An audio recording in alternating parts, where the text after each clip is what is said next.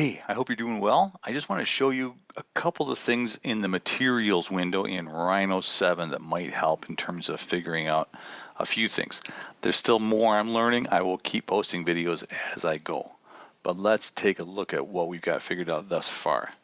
I'm going to go take a jump into Rhino here. This remarkable piece of work is by Elsa, and she generously said that I could use it to demonstrate some of the things that we're working on in the materials. Now, one of the things I wanted to show you is over here. We've closed this menu off, this one over here on the right-hand side of Rhino. You're hopefully all familiar with sub D and how to create an object like this and, use the tools to shape, to add creases, bilateral symmetry, a lot of the things that we've already talked about. So what I want to do is just quickly show you a couple of things in here. When you first open up this menu, you got choices of what you want to show. And so I've got layers and materials happening over here on my side. Layers here, materials here. It's different than using materials in SketchUp. SketchUp, you could say, I want this wall or this shape or this face to be covered. Right now, so far, what I've understood about materials is that you choose an object and it takes that material and spreads it over that object. So I haven't figured out a way to say I want this ear or that nose to be a different color. Probably available. I'm probably going to be able to figure it out at some point, but so far I'm still struggling with that.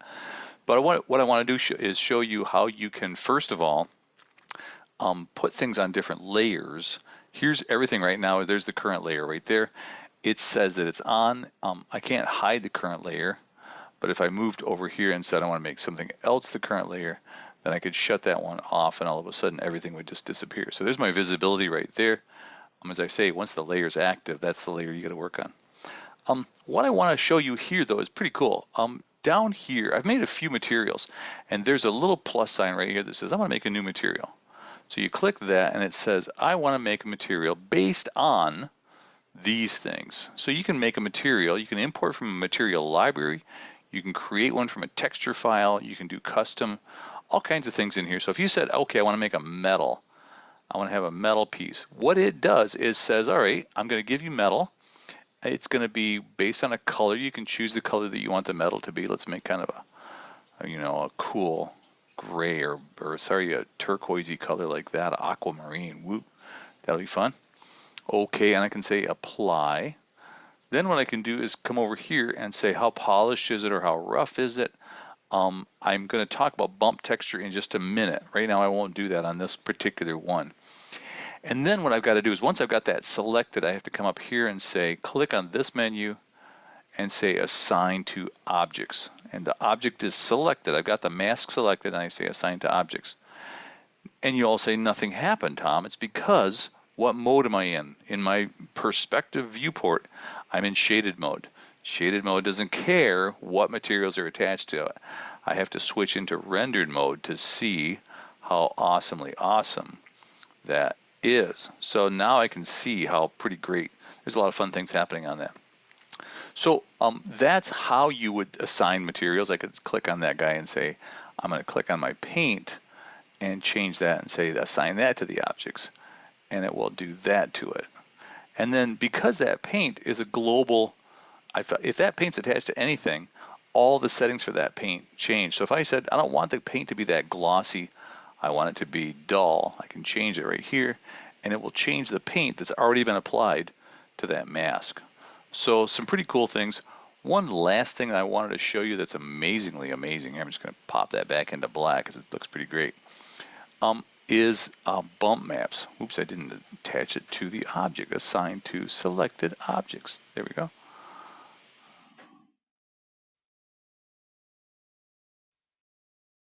I keep clicking the wrong thing there, don't I? Now we're going, I believe. Are we? Click the material, assign to objects, deselect. I have a feeling my computer's going, what are you trying to do to me? No, it's just cacking. So one last thing I did want to show you though, that if this thing will actually work for us, maybe it won't. is I wanted to show you, there you go, a little bit of credit where credit is due.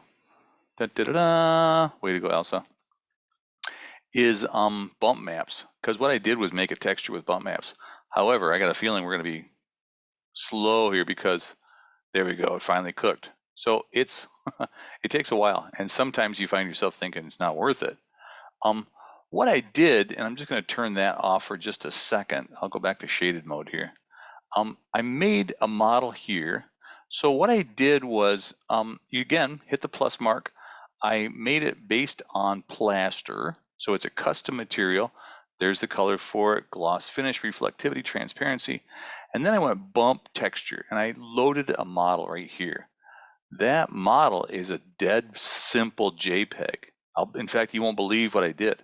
What I did was I went to a photograph that I have of the jumping cliffs at our lake where our cottage is, and I just cropped out part of it and I converted it into a grayscale. So now I've got a grayscale image with a lot of texture in it, okay? Save that puppy, called it Cliff Bump, and then I came back over here to Rhino and said, I want to add Cliff Bump in here as my Cliff Bump, as my texture that I'm going to put in there. Open, cool. It says no problem.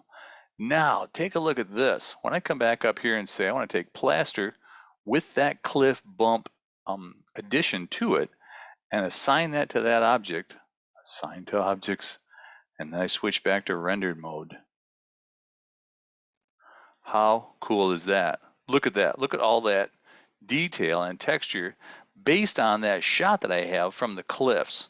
So if you want fur or you want leaves or you want any kind of crazy stuff happening in there, you can do some pretty cool stuff with that. Hope that helps. I will continue as I learn. I will pass it on to you. It's a little bit of a learning curve here, but I think I hope you're having some fun. I'm having a blast. See ya.